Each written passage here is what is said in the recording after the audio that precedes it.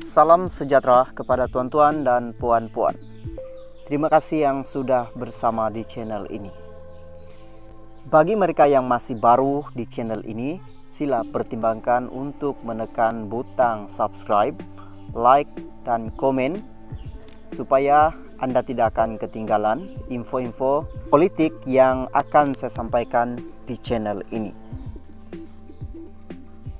Satu berita mengejutkan saya nak kongsikan kepada Anda hari ini. Berita ini juga saya petik daripada Malaysia Kini. Berita utama, PN tolak permohonan keahlian pejuang. Usaha pejuang untuk mendapatkan keselamatan politik yang lebih terjamin dengan menyertai Perikatan Nasional dalam kurungan PN gagal. Majlis tertinggi PN hari ini memutuskan untuk menolak permohonan pejuang untuk menyertai gabungan itu. Setiausaha Agung PN Hamzah Zainuddin dalam satu kenyataan berkata, keputusan itu dibuat semasa mesyuarat semalam. Majlis tertinggi telah membuat keputusan menolak permohonan kemasukan Parti Pejuang Tanah Air ke Perikatan Nasional, katanya dalam satu kenyataan. Hari ini, Hamzah tidak memberikan sembarang alasan mengapa gabungan berkenaan memutuskan untuk menolak pejuang. Kenyataan itu ugah tidak menyebut tentang gerakan tanah air dalam kurungan GTA yang juga dilaporkan berhasrat untuk menyertai PN. Musyawarah berkenaan dipengerusikan oleh Presiden Bersatu Muhyiddin Yassin selaku pengerusi PN dan dihadiri oleh Presiden PAS Abdul Hadi Awang dan Presiden Gerakan Dominic Lau. Pejuang adalah parti serpihan bersatu, parti utama dalam PN. Ditubuhkan selepas Dr. Mahathir Mohamad, anaknya Mukris Mahathir, dan sekutu lain dipaksa keluar susulan langkah serotan 2020. Pejuang kemudian bergabung tenaga dengan Putra dan Parti Melayu sayap kanan lain untuk membentuk GTA. Walau bagaimanapun, GTA dan Pejuang mengalami kekalahan yang memalukan pada pilihan raya umum ke-15 dengan semua calon mereka kehilangan wang pertaruhan mereka. Berikutan itu berlaku perpecahan dalam Pejuang apabila Dr. Mahathir yang merupakan pengerusinya tidak sependapat dengan anaknya Mukris yang adalah Presiden Parti Mahathir. Presiden Parti Mahathir kemudian meninggalkan Pejuang dan menyertai Putra. Bimbang sekali lagi akan kalah teruk pada 6 pilihan raya negeri akan datang. Mukris mohon agar Pejuang menyertai PN dengan alasan ini akan membantu mengekalkan perpecahan, mengelakkan perpecahan dalam undi Melayu.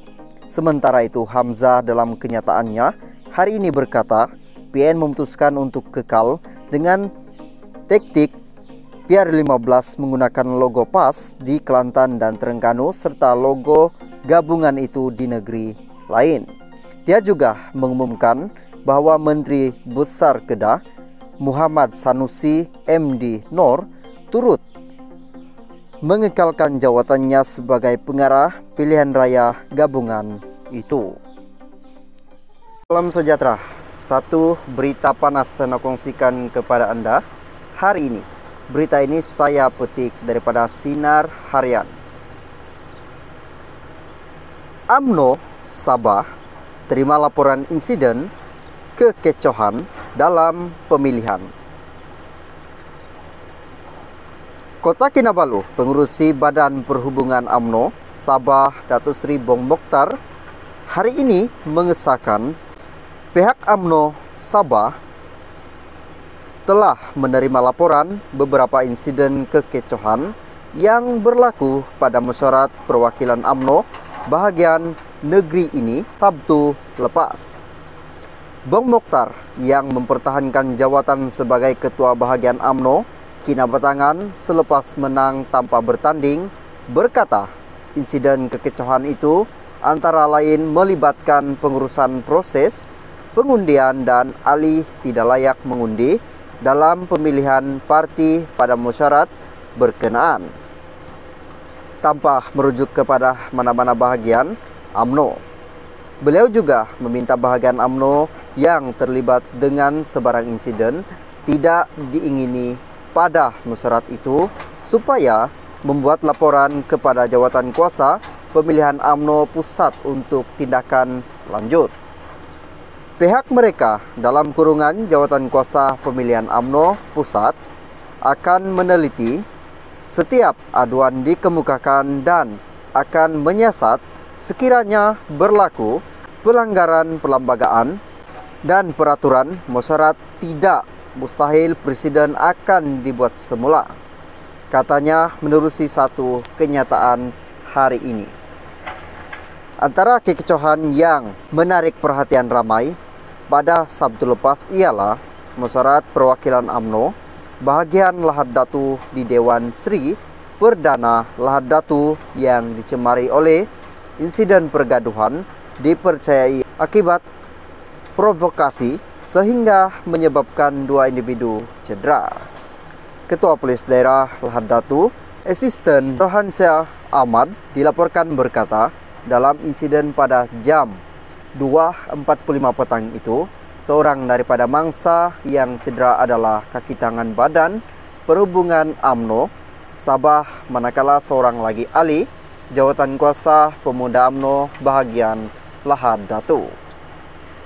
Dalam pada itu, Bang Mokhtar juga meminta ahli UMNO selepas pemilihan kali ini agar memberikan keutamaan untuk mengembalikan semula perpaduan dalam parti dan saling memaafkan antara satu sama lain dalam usaha memperkasakan kembali parti itu.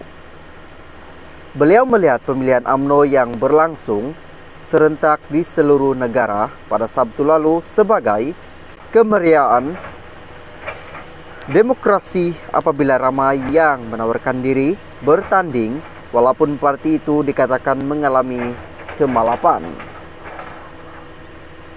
Kemeriahan itu membuktikan UMNO masih relevan walaupun tangkapan setengah pihak khususnya UMNO di Sabah akan terkubur berikutan tindakan beberapa ahli parti itu keluar meninggalkan UMNO dan menyertai parti lain, katanya.